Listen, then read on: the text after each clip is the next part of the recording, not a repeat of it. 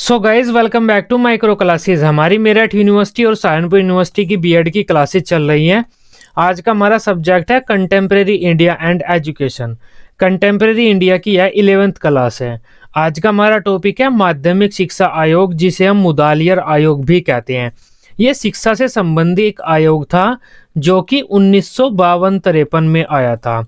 अब ये आयोग क्या था, इसकी क्या विशेषताएं थी, क्या इसने सुझाव दिए थे, क्या इसके गुण थे, क्या इसके दोष थे, वह सब हम इस वीडियो में कवर करने वाले हैं। आज का हमारा टॉपिक है माध्यमिक शिक्षा आयोग, इंग्लिश में जिसे हम सेकेंडरी एजुकेशन कमीशन बोलते हैं। 1952-53 का जो टाइम पीरियड है वो इस आयोग का था।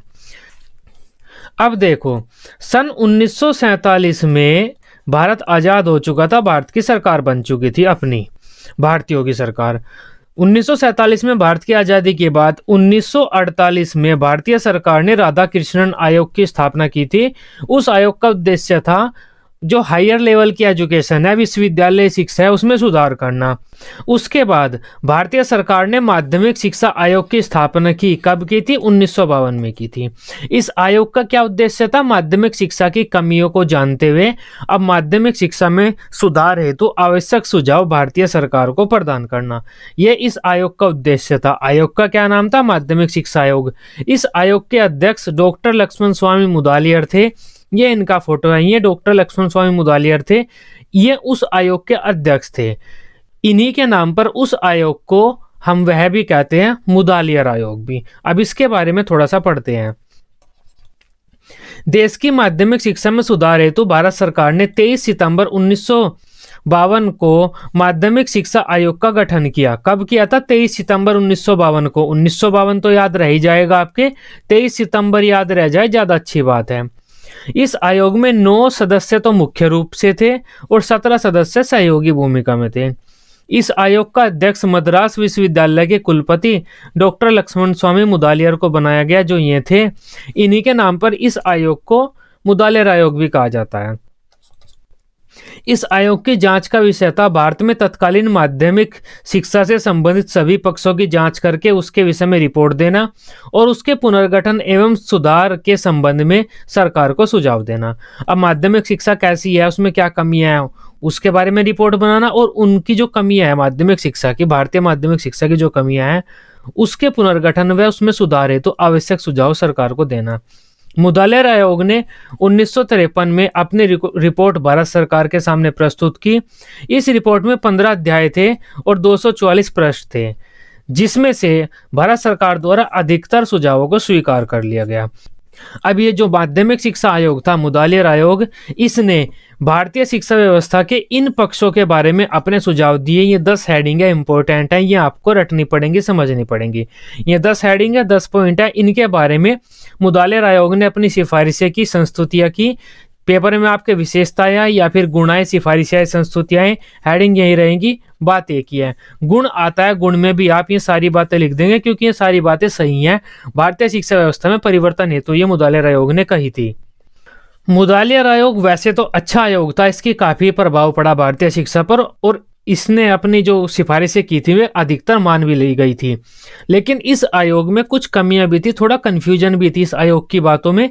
वो हम इस आयोग के जब दोष पढ़ेंगे उसमें पढ़ेंगे। तो ये अच्छा आयोग था वैसे तो। इसके बारे में थोड़ा सा एक एक हेडिंग पढ़ते हैं इसकी। सबसे पहली हेडिंग है हमारी माध्यमिक शिक्षा के उद्देश्य। मुदालियर आयोग ने सबसे पहले ये कहा कि हमारी माध्यमिक शिक्षा के क्या उद्देश्य होने चाहिए। ये इंपॉर्टेंट पॉइंट है, वेरी शॉर्ट में और शॉर्ट में भी पूछ लिया जाता है ये कि मुदालियर आयोग ने माध्यमिक शिक्षा के क्या उद्देश्य निर्धारित किए, उन्हें बताइए। तो ये इंपॉर्टेंट पॉइंट है, ये तो आपको वैसे भी पढ़ना होगा। मुदालियर आयोग ने भारत में राजनीति, आर्थिक और सामाजिक आवश्यकताओं को ध्यान में रखते हुए माध्यमिक शिक्षा के निम्न उद्देश्य निर्धारित किए। सबसे पहला उद्देश्य था मुदालियर आयोग के द्वारा बताया गया भारतीय माध्यमिक शिक्षा के बारे में लोकतंत्रीय नागरिकता का विकास करना।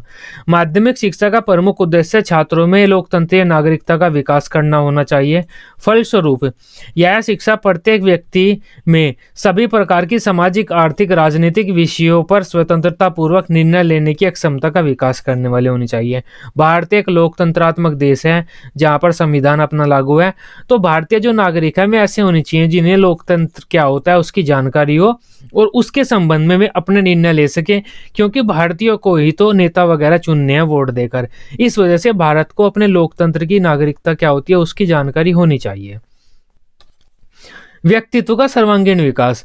एक उद्देश्य माध्यमिक शिक्षा आयोग का यह भी था कि हमें जो छात्र है उनका सर्वांगीण विकास करना है, जिस तरह से महात्मा गांधी ने कहा था।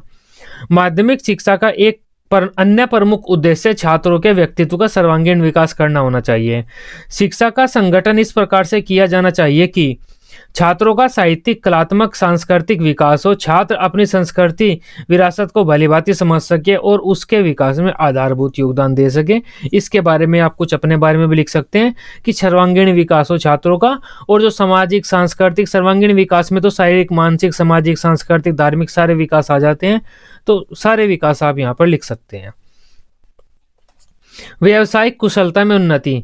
माध्यमिक शिक्षा का दूसरा उद्देश्य छात्रों में व्यावसायिक कुशलता का विकास करना होना चाहिए।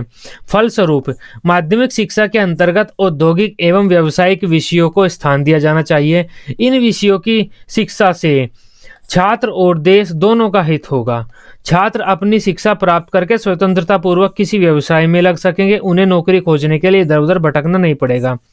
देश का इससे हित होगा कि उसे विभिन्न उद्योगों एवं व्यवसाय हेतु प्रशिक्षित व्यक्ति आसानी से मिल जाएंगे। तो माध्यमिक शिक्षा हमारी इस प्रकार की होनी चाहिए जो बालकों के जीवन में काम आए, उन्हें किसी न किसी प्रकार का व्यवसाय प्रदान कर दे या बालकों को इस योग्य बना दे कि वे बड़े होकर कोई व्यवसाय अपना खोल सके, उन्हें नौकरियों के लिए भटकना न पड़े। इसका मतलब ये भी आप कह सकते हैं हमारी माध्यमिक शिक्षा ऐसी होनी चाहिए जो बालकों के लिए जीविकोपार्जन की शिक्षा प्रदान करे, बालक को इस लायक बनाए कि वह अपनी जीविका का उपार्जन कर सके, अपना खर्चा चला सके। नेतृत्व का विकास करना। माध्यमिक शिक्षा का एक अन्य उद्देश्य छात्रों में नेतृत्व की क्षमता का विकास करना होना चाहिए। माध्यमिक शिक्षा का आयोजन, ये आयोजन है। माध्यमिक शिक्षा का आयोजन इस तरह होना चाहिए कि छात्र सामाजिक, सांस्कृतिक, औद्योगिक, व्यावसायिक, राजनीतिक क्षेत्रों में नेतृत्व का दायित्व ग्रहण करने के योग्य बन सके। लोकतंत्र की सफलता के लिए यह भी आवश्यक है। तो माध्यमिक शिक्षा आयोग ने यह भी कहा बच्चों को हमें इस लायक बनाना है कि वे हर क्षेत्र में नेतृत्व कर सकें, किसी के पीछे चलने की आदत न उन्हें। ये माध्यमिक शिक्षा के उद्देश्य थे, इंपॉर्टेंट थे, सीधा सीधा सा आपसे खाली ये भी पूछ लिए जाएंगे कि माध्यमिक शिक्षा के उद्देश्य लिख दो। नेक्स्ट हेडिंग है हमारी माध्यमिक शिक्षा का पुनर्गठन। अब माध्यमिक शिक्षा का पुनर्गठन इन्होंने कैसे किया। मुदालियर आयोग ने माध्यमिक शिक्षा के पुनर्गठन संबंधी निम्न महत्वपूर्ण सुझाव दिए। क्या क्या कहा मुदालियर आयोग ने। माध्यमिक शिक्षा की अवधि 7 वर्ष की होनी चाहिए। ये लाइन आपको ये सारी बातें रटनी पड़ेंगी क्योंकि ये मुदालियर आयोग ने थोड़ा कंफ्यूज किया हुआ है यहाँ पर, ये आपको रटना पड़ेगा। माध्यमिक शिक्षा की अवधि कितनी होनी चाहिए, 7 वर्ष की होनी चाहिए। यह शिक्षा 11 से 17 वर्ष की आयु के छात्र छात्राओं को दी जानी चाहिए।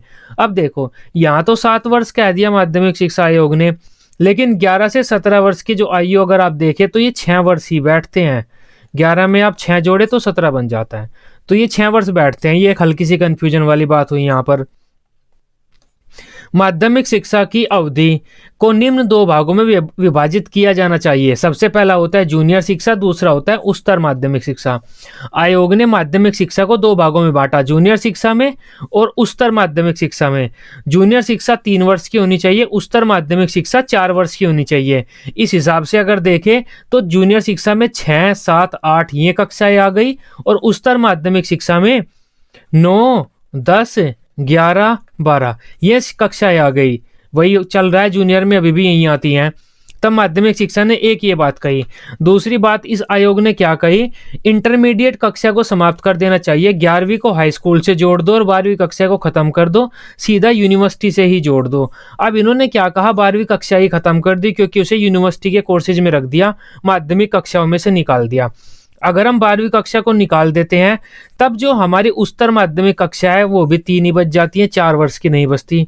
तो ये कन्फ्यूजन सी की हुई है इन्होंने माध्यमिक शिक्षा के पुनर्गठन के बारे में, और ये बात इनकी मानी नहीं गई थी। अगर मानी जाती इनकी ये बात तो आज 12th क्लास हम नहीं पढ़ते। अब तो ये बात हम जान सकते हैं माध्यमिक शिक्षा की ये बात नहीं मानी गई थी, क्योंकि हल्का सा कंफ्यूज भी इन्होंने यहाँ पर किया गया है। इसके बारे में ज्यादातर हम जब 200 की बात करेंगे 200 में पढ़ लेंगे। डिग्री कोर्स 3 वर्ष का कर दिया जाना चाहिए और माध्यमिक कॉलेजों से विश्वविद्यालय में प्रवेश लेने वाले छात्रों के लिए 1 वर्ष का पूर्व विद्यालय प्री यूनिवर्सिटी पाठ्यक्रम भी रखा जाना चाहिए। अगर कोई यूनिवर्सिटी में एडमिशन ले रहा है तो उसे 1 वर्ष का प्री यूनिवर्सिटी कोई कोर्स भी करना होगा, कोई सिलेबस पढ़ना होगा। ये बातें माध्यमिक शिक्षा के पुनर्गठन के बारे में इन्होंने कही। 7 वर्ष की माध्यमिक शिक्षा होनी चाहिए, उसे 2 भागों में बांट दो। जूनियर शिक्षा जो 3 वर्ष की होगी, उच्चतर माध्यमिक शिक्षा जो 4 वर्ष की होगी। इंटरमीडिएट कक्षाओं को खत्म कर दो। यही सारी बातें उसने बताई थी हमारे सार्जेंट रिपोर्ट ने। 11वीं को हाई स्कूल से जोड़ दो, 11वीं क्लास हमारे हाई स्कूल में ही आनी चाहिए और 12वीं क्लास खत्म करके सीधा यूनिवर्सिटी में ले जाओ। यह इन्होंने माध्यमिक कक्षा के बारे में बताया था। पुनर्गठन के बारे में, बहुउद्देश्य कॉलेजों स्कूलों की स्थापना की जानी चाहिए। बहुउद्देश्य मतलब अलग अलग सब्जेक्ट होने चाहिए स्कूलों में, कॉलेजों में। जिस बच्चे का जो उद्देश्य है, जिस बच्चे की जो वो है रुचि, जिस विषय में रुचि है, वो बच्चा उस रुचि को पूरा करने के लिए अपना खुद का अलग सब्जेक्ट चूज कर सकता है। अलग अलग सब्जेक्ट होने चाहिए हाई स्कूल में, माध्यमिक कक्षा में, जिससे बच्चे अपनी मर्जी से जो सब्जेक्ट पढ़ना चाहे पढ़ सके। उन्हें इन्होंने कहा बहुउद्देश्य स्कूल। बहुउद्देश्य स्कूलों की स्थापना की जानी चाहिए। इन स्कूलों के पाठ्यक्रम का विभिन्नीकरण किया जाए। विभिन्नीकरण, विभिन्न प्रकार के पाठ्यक्रम होने चाहिए जिससे छात्र अपने उद्देश्य, रुचि और योग्यताओं के अनुसार अलग अलग पाठ्यक्रम का या अपने अनुसार पाठ्यक्रम का चयन कर सके। ग्रामीण विद्यालयों में कृषि शिक्षा का विशेष प्रबंधन होना चाहिए। वहां पर उद्यान कला, पशुपालन, कुटीर उद्योग आदि की शिक्षा का प्रबंधन भी किया जाना चाहिए। माध्यमिक विद्यालयों में आंतरिक मूल्यांकन की व्यवस्था की जानी चाहिए। इसके द्वारा विद्यालय के प्रशासन में सुधार होगा और छात्र मूल्यांकन उचित प्रकार से हो सकेगा। यह बातें इनकी मान ली गई। आजकल बहुउद्देश्य स्कूल या विभिन्नीकरण है। आप माध्यमिक विद्यालयों में अपने सब्जेक्ट का चयन कर सकते हैं। आर्ट लेना चाहते हैं आर्ट ले सकते हैं, आप साइंस लेना चाहते हैं साइंस ले सकते हैं। कृषि पर भी बल दिया गया था और आंतरिक मूल्यांकन भी किया जा रहा है। जो माध्यमिक विद्यालय के शिक्षक हैं वे खुद भी मूल्यांकन करते हैं बच्चों का। पर्याप्त संख्या में पॉलिटेक्निक और टेक्निकल विद्यालयों की स्थापना की जाए, ये भी की गई थी। पॉलिटेक्निक स्कूल काफी हैं भारत में। सरकार को उद्योगों पर उद्योग शिक्षा कर लगाकर इससे प्राप्त जो धन मिलेगा उसे टेक्निकल शिक्षा पर खर्च किया जाना चाहिए। भारत सरकार को क्या करना चाहिए, जो बिजनेस चल रहे हैं, उद्योग चल रहे हैं, उन उद्योगों पर उद्योग शिक्षा कर लगाकर उनसे अलग से पैसा लेना चाहिए और उसे टेक्निकल शिक्षा पर खर्च करना चाहिए। अंध, बधिर और मूक व्यक्तियों की शिक्षा के लिए विशेष विद्यालयों का प्रबंधन समुचित रूप से किया जाना चाहिए। मतलब जो हमारे विकलांग बच्चे हैं उनकी शिक्षा का भी प्रबंध किया जाना चाहिए। बालक बालिकाओं की शिक्षा में कोई विशेष अंतर की आवश्यकता नहीं है, परंतु बालिकाओं के लिए गृह विज्ञान की शिक्षा की समुचित व्यवस्था की जानी चाहिए। यह बात इनकी सही है। बालक बालिकाओं के सिलेबस में आजकल कोई अंतर नहीं है, बस बालक कृषि पढ़ते हैं और बालिका गृह विज्ञान पढ़ती है, यही अंतर है। भाषाओं का अध्ययन, इन्होंने त्रिभाषा सूत्र पर बल दिया। 3 भाषा पढ़ने पर बल दिया माध्यमिक शिक्षा आयोग ने, और आज तक हम 3 भाषाएं पढ़ते हैं अधिकांश रूप से। मुदालियर आयोग ने शिक्षा का माध्यम तो क्षेत्रीय भाषाएं माना, लेकिन मुख्यतः 3 भाषाओं के अध्ययन पर बल दिया। 3 भाषाएं कौन कौन सी? एक तो हिंदी। देखो त्रिभाषा सूत्र में 3 भाषाएं पढ़ते हैं हम। एक तो राष्ट्रभाषा पढ़ते हैं, राष्ट्रभाषा, राष्ट्रभाषा तो हमारी हिंदी है। दूसरी पढ़ते हैं हम अंतर्राष्ट्रीय भाषा, इंटरनेशनल लैंग्वेज। इंटरनेशनल लैंग्वेज पढ़ते हैं जो इंग्लिश होती है। एक हमारी रीजनल लैंग्वेज पढ़ते हैं जो कि हमारी संस्कृत हो सकती है, उर्दू हो सकती है, पंजाबी हो सकती है, हरियाणवी हो सकती है, गुजराती हो सकती है। तो 3 भाषाएं पढ़ते हैं हम, हिंदी, इंग्लिश और एक रीजनल लैंग्वेज। अब त्रिभाषा सूत्र के बारे में पढ़ते हैं। हिंदी का स्थान, मुदालियर आयोग का मत था कि हिंदी को विद्यालय स्तर अध्ययन का अनिवार्य विषय बना देना चाहिए। इसके संबंध में आयोग का तर्क था कि भारत के संविधान में हिंदी को राष्ट्रभाषा का स्थान दिया गया है और इसके कारण हिंदी का अध्ययन अनिवार्य है। कुछ समय बाद हिंदी केंद्रीय और राज्य सरकारों के मध्य आचार विचार प्रदान करने की भाषा बन जाएगी। वह भारत के अधिकांश व्यक्तियों के विचारों विनिमय की भाषा है। आयोग ने क्या कहा, हिंदी पढ़ना बहुत जरूरी है। उसका एक कारण तो यह है कि भारत की राष्ट्रीय भाषा है, अब राष्ट्रीय भाषा को तो हमें पढ़ाना ही चाहिए। दूसरा, उस टाइम पर अधिकतर लोग हिंदी बोलते थे, तो थोड़े टाइम बाद क्या होगा, लोगों के बीच बात करने की, अलग अलग स्टेटों के मध्य बात करने की, और सरकार की, और जो सेंट्रल सरकार है और जो स्टेट सरकार है उनके मध्य बातचीत करने की भाषा हिंदी हो जाएगी। कुछ हद तक ऐसा हुआ भी, लेकिन इंग्लिश ज्यादा अपने पैर पसार गई। एक दिक्कत यहाँ पर यह हुई। अंग्रेजी का स्थान, मुदालियर आयोग का विचार था कि अंग्रेजी लगभग सभी राज्यों में माध्यमिक स्तर पर एक अनिवार्य विषय के रूप में पढ़ाई जाती है और उसे उसी तरह से पढ़ाया जाना चाहिए, उसी रूप में उसे रहना चाहिए। आयोग का विचार था कि अंग्रेजी भारत के शिक्षित वर्गों में अत्यंत लोकप्रिय भाषा है। उसके अध्ययन से भारत में राजनीतिक और अन्य क्षेत्रों में एकता स्थापित हुई है। अंतर्राष्ट्रीय क्षेत्रों में जो आज भारत की स्थिति है वह अंग्रेजी के अध्ययन के परिणाम है। और यहाँ पर आ जाते हैं हमारे मैकाले साहब, क्योंकि अंग्रेजी भारत में मैकाले की ही देन है। और अधिकांश भारतीयों ने यह कहा है कि अंग्रेजी अगर भारत में न आती तो भारत की जो आज स्थिति है वह स्थिति भारत की न होती। संस्कृत का स्थान, इन्होंने संस्कृत को स्थान दिया क्षेत्रीय भाषा के रूप में। इन्होंने क्या कहा, जो क्षेत्रीय भाषा है, अलग अलग क्षेत्रों में अलग अलग क्षेत्रीय भाषाएं नहीं, संस्कृत ही पढ़ाई जानी चाहिए तीसरी भाषा के रूप में। आयोग ने माध्यमिक विद्यालयों के पाठ्यक्रमों में संस्कृत को भी स्थान देने का सुझाव दिया। ऐसा इसलिए किया कि उनके अनुसार संस्कृत भारत की अधिकांश भाषाओं की जननी है। आयोग ने क्या कहा, संस्कृत एक तो अधिकांश भाषाओं की जननी है, इस वजह से भी संस्कृत को पढ़ना चाहिए। संस्कृत पढ़ेंगे ज्यादातर भाषाओं की जानकारी हमें हो जाएगी। दूसरी बात, संस्कृत हमारी धार्मिक भाषा है, साथ ही संस्कृत हमारे धार्मिक सांस्कृतिक दृष्टि से भी व्यक्तियों को सदैव अपनी ओर आकर्षित किया है संस्कृत ने, तथा उसकी उपेक्षा करना उचित नहीं है। संस्कृत का अध्ययन प्राप्त करके भारत के प्राचीन ग्रंथों में विद्यमान ज्ञान की जानकारी प्राप्त की जा सकती है। संस्कृत का अध्ययन करने से एक तो भाषाओं की जानकारी होगी, क्योंकि वह सभी भाषाओं की जननी है। दूसरा, संस्कृत से हम अपने धार्मिक धर्म ग्रंथ पढ़ सकते हैं। क्यों पढ़ सकते हैं? क्योंकि वे संस्कृत में लिखे हुए हैं। इससे हमें धार्मिक ज्ञान भी मिलेगा, जो हमारा प्राचीन ज्ञान है वो बच्चे ग्रहण कर सकते हैं। तो ये इन्होंने माध्यमिक शिक्षा आयोग ने भाषाओं के बारे में जानकारी दी। पाठ्यक्रम, अब माध्यमिक शिक्षा का पाठ्यक्रम इन्होंने क्या रखा, आयोग ने माध्यमिक शिक्षा की अवधि को दो स्तरों पर विभाजित किया। ये तो आप जानते ही हैं, जूनियर और उच्च माध्यमिक, 6, 7, 8 और 9, 10, 11, ये दो भागों में आयोग ने बांट दिया था। इन स्तरों पर अलग अलग पाठ्यक्रम सुझाव किया कि इन स्तरों पर अलग अलग पाठ्यक्रम होना चाहिए। इन स्तरों के पाठ्यक्रम का उल्लेख किया जा रहा है। मिडिल अथवा जूनियर हाई स्कूल, जो हमारा 6, 7, 8, ये मान लो आप मिडिल अथवा जूनियर हाई स्कूल, वही 6, 7, 8 की बात कर लो। जूनियर कक्षाओं में और मिडिल कक्षाओं में हमारा वो क्या रहेगा, सिलेबस इस आयोग के अनुसार। मिडिल या जूनियर हाई स्कूलों के विद्यालयों में निम्नलिखित विषयों को स्थान दिया गया। भाषाएं पढ़ो, ये 3 भाषाएं हमने बताई है। सामाजिक विषय पढ़ो, SST पढ़ो। ये GK पर सामान्य विज्ञान, ये हमारा एक नॉर्मल विज्ञान है जिसमें सारे विज्ञान आएंगे, वो पढ़ो।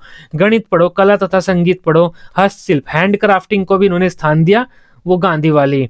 और शारीरिक शिक्षण, शारीरिक व्यायाम वगैरह, शारीरिक शिक्षा पर भी बल दिया। ये सब्जेक्ट थे इनके कक्षा 6, 7, 8 में जो पढ़ने थे, ये आपको पढ़ने होंगे।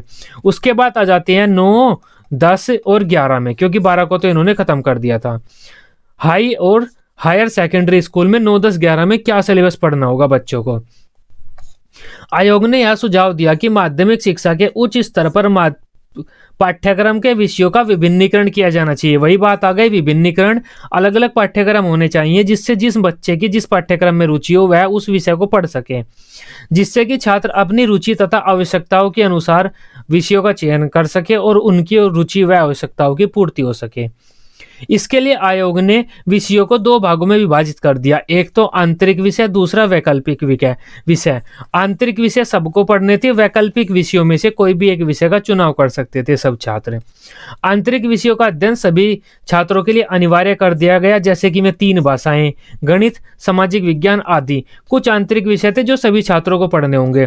कुछ वैकल्पिक विषय होते हैं, उन वैकल्पिक विषय में से छात्र अपने किसी भी एक समूह का अध्ययन कर सकते हैं, जैसे विज्ञान वर्ग, वाणिज्य वर्ग, कृषि वर्ग, गृह विज्ञान वर्ग। तो इस तरह से 7 समूह बना दिए गए थे। उन 7 समूह में से कोई भी छात्र एक समूह का चयन कर सकते थे।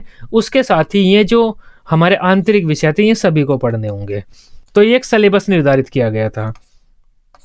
शिक्षण विधियां, इन्होंने शिक्षण विधियों के बारे में कहा था कि आजकल किताबों के द्वारा ज्यादा ज्ञान प्रदान किया जा रहा है व्याख्यान विधि के द्वारा, तो वो गलत है, उसे बंद कर दो। अंग्रेजों ने शुरू की थी, अंग्रेज ऐसे ही थे ठपचंद, तो उसे बंद करो, नवीन शिक्षण विधियों की शुरुआत करो।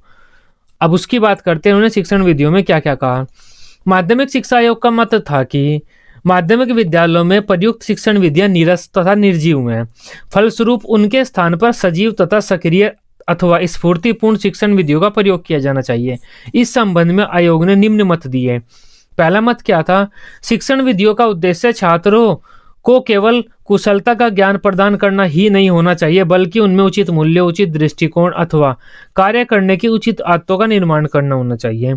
शिक्षण विधियों के द्वारा हम बस छात्रों को ज्ञान ही न प्रदान करें, बल्कि उनमें उचित आदतों का निर्माण करें। शिक्षण विधियों के अंतर्गत कंटेस्ट करने का कार्य किंचित मात्र भी कंटेस्ट करने को स्थान नहीं देना चाहिए। शिक्षण विधियों में रटने को, कंटेस्ट करने को किंचित मात्र भी स्थान नहीं दिया जाना चाहिए, बल्कि वह उद्देश्यपूर्ण, वास्तविक व व्यवहारिक हो। इस लक्ष्य की प्राप्ति हेतु क्रिया विधि व योजना विधि को प्राथमिकता दी जानी चाहिए। इन्होंने कहा कि ऐसी शिक्षण विधि हमारी होनी चाहिए जिसमें रटना नहीं हो बिल्कुल भी। इसके अलावा बच्चे खुद कुछ करके सीखें। क्रिया विधि का मतलब है बच्चे क्रिया करके सीखें। योजना विधि का मतलब वो प्रोजेक्ट मेथड, आप प्रोजेक्ट बनाते हैं ना, आज भी प्रोजेक्ट बनाते हैं, तो वो योजना विधि है। प्रोजेक्ट में भी आप कुछ काम करके सीखते हैं। छात्रों में सामाजिक जीवन एवं सहयोगी कार्य के गुणों के विकास हेतु उन्हें समूह में कार्य करने के अधिक से अधिक अवसर प्रदान किए जाने चाहिए। बच्चों को समूह में काम कराओ, बच्चे समूह में किसी काम को हल करें या किसी समस्या को हल करें, इससे बच्चों में सामूहिकता बढ़ेगी, सामाजिकता बढ़ेगी। शिक्षण विधियों में प्रयोगात्मक तथा प्रदर्शनात्मक कार्यों को भी स्थान दिया जाए।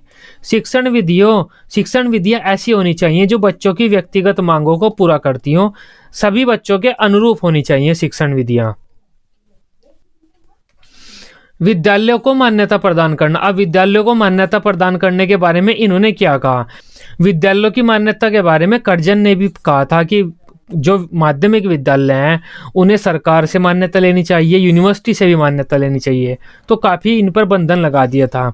लेकिन विद्यालयों की मान्यता के बारे में माध्यमिक शिक्षा आयोग ने क्या कहा, उसके बारे में पढ़ते हैं। माध्यमिक विद्यालयों को मान्यता देने के संबंध में इस आयोग ने ये सुझाव दिए। माध्यमिक विद्यालयों को मान्यता देने में नियमों का पालन कठोरता से किया जाए। किसी भी विद्यालय को बोर्ड द्वारा मान्यता तभी दी जाए जब वह मान्यता संबंधी पूरी शर्तों को पूरा करे। माध्यमिक विद्यालयों को बोर्ड से मान्यता लेनी होगी और आज भी यही नियम चल रहा है। माध्यमिक विद्यालय बोर्ड से ही मान्यता लेते हैं। जो स्कूल हैं वे सीबीएसई बोर्ड से, यूपी बोर्ड से मान्यता लेते हैं। मान्यता देते टाइम नियमों का कठोरता से पालन किया जाए, आज भी यही है। मान्यता देते टाइम स्कूल के जो ग्राउंड वगैरह हैं, कमरे वगैरह हैं, अच्छी तरह से देखे जाते हैं और अगर स्कूल सभी जो नियम है उन्हें पूरा करें तभी उन्हें मान्यता दी जाए। जो प्रबंध समितियां मान्यता प्राप्त करने के बाद विद्यालय को सही ढंग से न चला पाएं, उन्हें चेतावनी दी जाए और यदि फिर भी वे असमर्थ हो तो उनसे मान्यता छीन ली जाए। पाठ्य पुस्तकों के बारे में आयोग ने क्या क्या सुझाव दिए। पाठ्य पुस्तकों के स्तर को ऊंचा उठाने के लिए प्रत्येक राज्य में एक उच्च स्तरीय पुस्तक समिति का निर्माण किया जाए। यह समिति कागज, मुद्रण, छपाई, चित्रों आदि के संबंध में निश्चित सिद्धांत प्रतिपादित करेगी।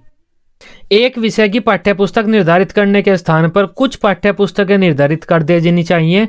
विद्यालय को अपने अनुसार कोई भी एक पाठ्यपुस्तक चुनने का अधिकार प्रदान किया जाना चाहिए। ये भी आज चल रहा है। किसी भी सब्जेक्ट की किसी भी स्कूल के लिए कोई भी एक पुस्तक निर्धारित नहीं करती सरकार, कुछ पुस्तकें निर्धारित कर देती है तथा स्कूलों को बोल देती है इनमें से आप अपनी मर्जी से कोई भी एक चयन कर सकते हैं। पाठ्य पुस्तकों में जल्दी जल्दी परिवर्तन करने की प्रथा को समाप्त कर देना चाहिए। ये प्रथा अभी तक समाप्त नहीं हुई, जल्दी जल्दी परिवर्तन हम करते हैं। पाठ्य पुस्तकों में चित्र बनाने की कला हेतु एक केंद्रीय प्रशिक्षण संस्थान खोला जाए जिसमें पाठ्य पुस्तकों में चित्र कैसे बनाए जाने हैं वे सिखाए जाएं। पुस्तक लेखन में के क्षेत्र में विद्वान लेखकों को प्रोत्साहित किया जाए। जो अच्छे इंटेलिजेंट व्यक्ति हैं, विद्वान लेखक हैं, वे माध्यमिक विद्यालयों की पुस्तकें लिखें, उसके लिए उन्हें प्रोत्साहित किया जाए। ये पाठ्य पुस्तकों के बारे में इन्होंने कहा। अध्यापक प्रशिक्षण। अब शिक्षकों के प्रशिक्षण के बारे में इन्होंने क्या कहा। प्रशिक्षण संस्थाएं दो तरह की होनी चाहिए। पहली तो ये है जो 12th क्लास या 11th थी उस टाइम पर, तो इन्होंने 11th कर दी थी अगर इनकी माने, तो शिक्षण संस्थाएं दो प्रकार की होनी चाहिए। जो बच्चे 11th क्लास पास करके अध्यापक प्रशिक्षण लेने के लिए आ रहे हैं या शिक्षण प्रशिक्षण लेने के लिए आ रहे हैं, उन्हें 2 वर्ष का प्रशिक्षण दिया जाए। जो बच्चे ग्रेजुएशन करके स्नातक करके शिक्षण प्रशिक्षण लेने के लिए आ रहे हैं, उन्हें 1 वर्ष का प्रशिक्षण काल होता है, उन्हें 1 वर्ष का प्रशिक्षण दिया जाए। इन्होंने ये कहा। उच्चतर माध्यमिक कक्षा पास करने वाले बच्चों के लिए प्रशिक्षण अवधि 2 वर्ष होनी चाहिए, जो अध्यापक प्रशिक्षण है, शिक्षण प्रशिक्षण है।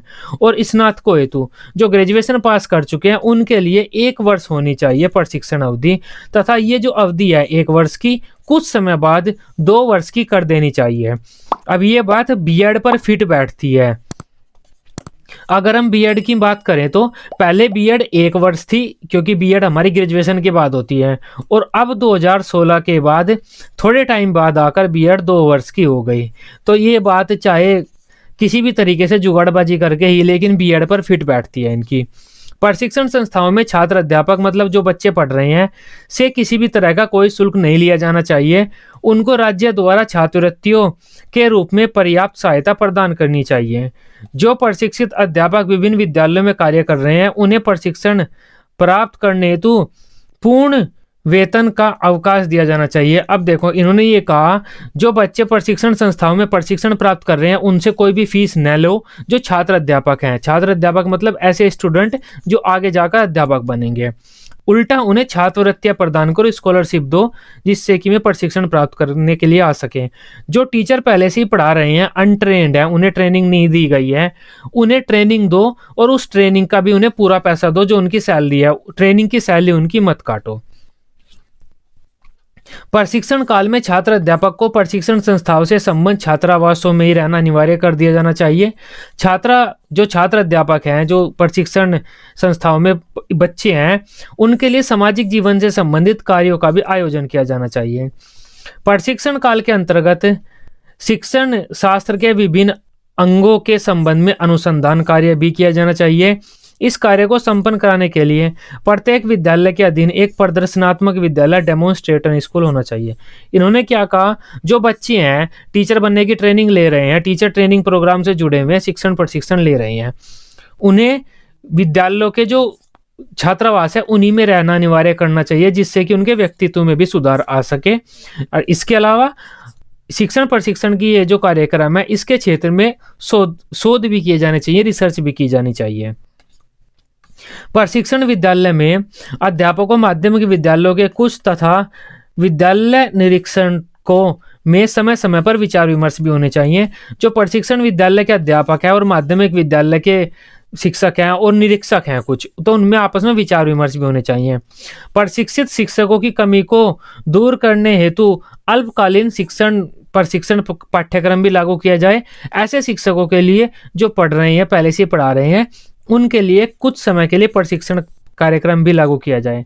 प्रशिक्षण विद्यालयों के शिक्षकों का चयन करते समय एमएड कक्षाओं में प्रशिक्षित स्नातक होने के साथ ही किसी विद्यालय में कम से कम 3 वर्ष का उन्होंने शिक्षण कार्य किया हुआ हो, ऐसे अध्यापकों को ही प्रशिक्षण संस्थाओं में प्रवेश दिया जाए।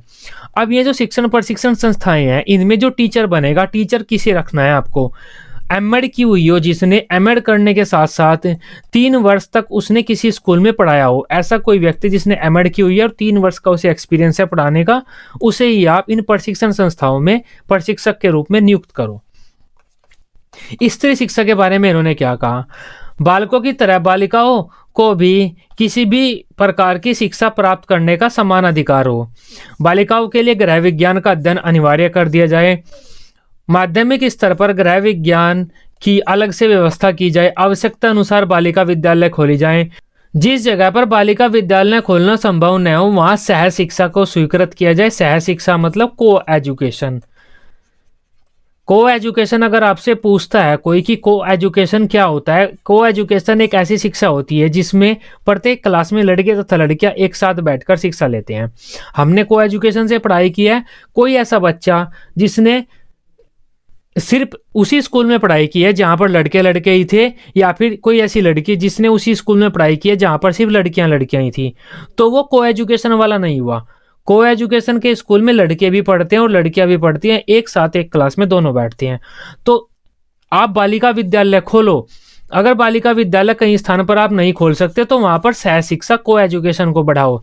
परीक्षा तथा मूल्यांकन के बारे में इन्होंने क्या कहा, बाह्य परीक्षाओं की संख्या में कमी कर देनी चाहिए, हमें परीक्षाएं ज्यादा नहीं होनी चाहिए बाह्य, जिस तरह बोर्ड एग्जाम होते हैं ना वे ज्यादा नहीं होने चाहिए।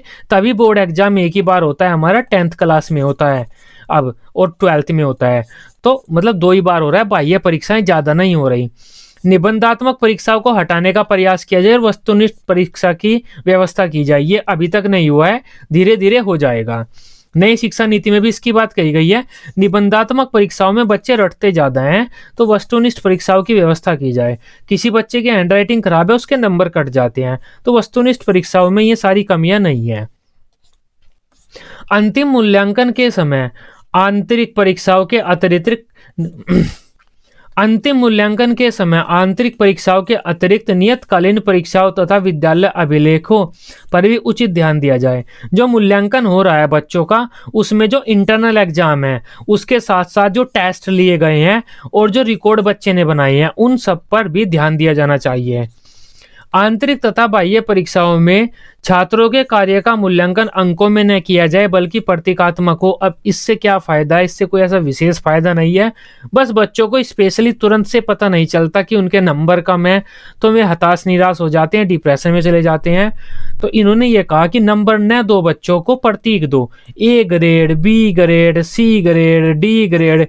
इससे बच्चों को परेशानी ये हुई, जितनी बार भी फॉर्म भरना पड़ता है उन्हें इन ग्रेडों को नंबरों में बदलना पड़ता है, तो ये ग्रेडिंग वाला सिस्टम मुझे तो अच्छा नहीं लगा।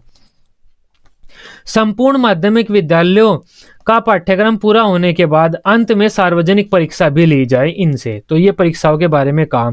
ये माध्यमिक शिक्षा आयोग के आप गुण कह सकते हैं या उनकी सिफारिशें कह सकते हैं। ये माध्यमिक शिक्षा आयोग ने भारतीय शिक्षा की व्यवस्था के बारे में बताया। अब माध्यमिक शिक्षा आयोग के 200 की बात कर लेते हैं। इसके साथ साथ ही एक क्वेश्चन इंपॉर्टेंट है, बहुत आता है, माध्यमिक शिक्षा आयोग का आप मूल्यांकन कीजिए। माध्यमिक शिक्षा आयोग का मूल्यांकन करो, मतलब उसके गुण 200 की व्याख्या करो। मूल्यांकन करते टाइम आप क्या करेंगे, माध्यमिक शिक्षा आयोग के बारे में थोड़ा सा बता देंगे, उसके बाद कहेंगे माध्यमिक शिक्षा आयोग का हम मूल्यांकन करें तो हमें कुछ गुण मिलते हैं, कुछ दोष मिलते हैं। पहले उन गुण दोषों की चर्चा कर लेते हैं, बाद में उन गुण दोषों को देखेंगे और उसका मूल्यांकन करेंगे। इस तरह से आप लिखकर गुण लिख दीजिएगा, दोष लिख दीजिएगा। गुण तो मैंने ऊपर आपको बता दिए हैं। अब दोषों की बात कर लेते हैं।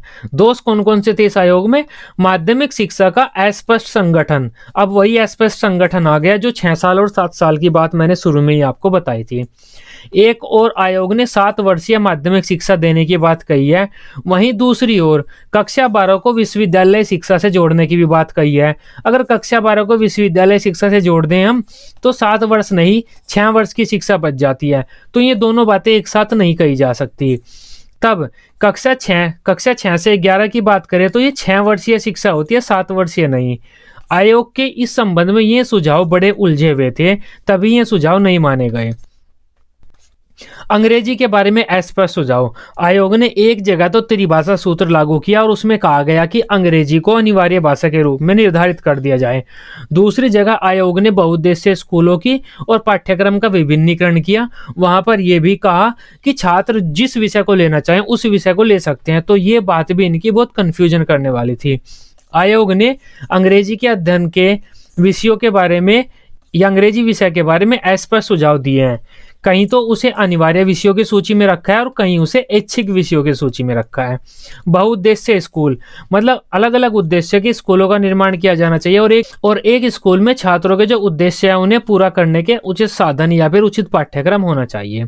आयोग ने माध्यमिक विद्यालयों को बहुउद्देशीय माध्यमिक विद्यालयों में बदलने का सुझाव दिया, परंतु उस पर होने वाले व्यय का अनुमान नहीं लगाया और अनुमान लगाना उचित नहीं समझा। बोझिल पाठ्यचर्या। अब इन्होंने देखो कितने सारे सब्जेक्ट दिए, 7-8 तो इन्होंने सब्जेक्ट दे दिए, 7 वर्ग बना दिए, उन वर्ग में से भी आप एक सब्जेक्ट चूज करो। इसके अलावा 3 भाषाएं भी दे दी।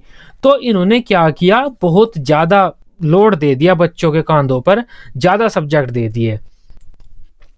माध्यमिक स्तर पर 3 भाषाएं और ये सब मिलाकर 8 विषयों को पढ़ाने का इन्होंने पारित किया है, सुझाव दिया कि 8 विषय पढ़ाओ जिसमें से 3 भाषाएं हों। तो आयोग ये सोच रहा था कि मैं बच्चों को सभी विषय माध्यमिक कक्षाओं में ही पढ़ा दूं, उन्हें पूरा इंटेलिजेंट बना दूं, तो बोझिल पाठ्यचर्या कर दी उन्होंने। नेक्स्ट बात करते हैं अनेक प्रकार के पाठ्यक्रम। उन्होंने बहुत सारे 7 वर्ग रखे। उन्होंने बताओ आजकल हमारे 3 वर्ग चल रहे हैं, कौन सा? आर्ट्स वर्ग है, साइंस वर्ग है और कॉमर्स वर्ग है। 3 वर्ग के बारे में भी काफी कंफ्यूजन होती है, बच्चे किस वर्ग में जाएं, और उन वर्ग में भी अलग अलग सब्जेक्ट हैं, तो उस वर्ग में भी किस सब्जेक्ट को लें। अगर हम आर्ट्स की बात करें तो हिस्ट्री लेंगे, ज्योग्राफी लेंगे या पॉलिटिक्स लेंगे, क्या लेंगे, तो काफी कंफ्यूजन है। इस आयोग ने क्या किया, 7 वर्ग बना दिए थे उस टाइम पर। 3 में इतनी कंफ्यूजन है, 7 में कितनी कंफ्यूजन होती होगी। आयोग ने माध्यमिक स्तर पर 7 वर्गों का निर्माण किया और 7 वर्ग के लिए कुछ विषय समान रखे और कुछ विषय भिन्न रखे। अब जब पूरे देश में 10+2+3 की शिक्षा संरचना लागू हो गई है, तब यह विभाजन अर्थहीन हो गया है। और इसी के साथ साथ अब तो 10+2+3 ये है भी नहीं, अब तो नई शिक्षा नीति लग गई है, 10+2+3 भी गायब हो गया है। 10+2+3 का मतलब है 10वीं क्लास तक आप पढ़ेंगे, फिर 12वीं क्लास तक पढ़ेंगे और फिर 3 साल का ग्रेजुएशन का कोर्स करेंगे। गैर सरकारी स्कूलों के बारे में स्पष्ट सुझाव दिए। प्राइवेट स्कूलों के बारे में इन्होंने कुछ बात कही ही नहीं, पूरा हमने पढ़ लिया, प्राइवेट स्कूलों की तो बात ही नहीं आई। आयोग ने गैर सरकारी माध्यमिक स्कूलों के विषय में कोई भी सुझाव नहीं दिया, और जो आज की परिस्थितियों के अनुसार अनुपयुक्त है, क्योंकि आजकल गैर सरकारी स्कूलों की काफी डिमांड है। वित्त व्यवस्था संबंधी सुझाव। आयोग ने माध्यमिक स्कूलों की वित्त व्यवस्था में सुधार करने के लिए कोई भी सुझाव नहीं दिया।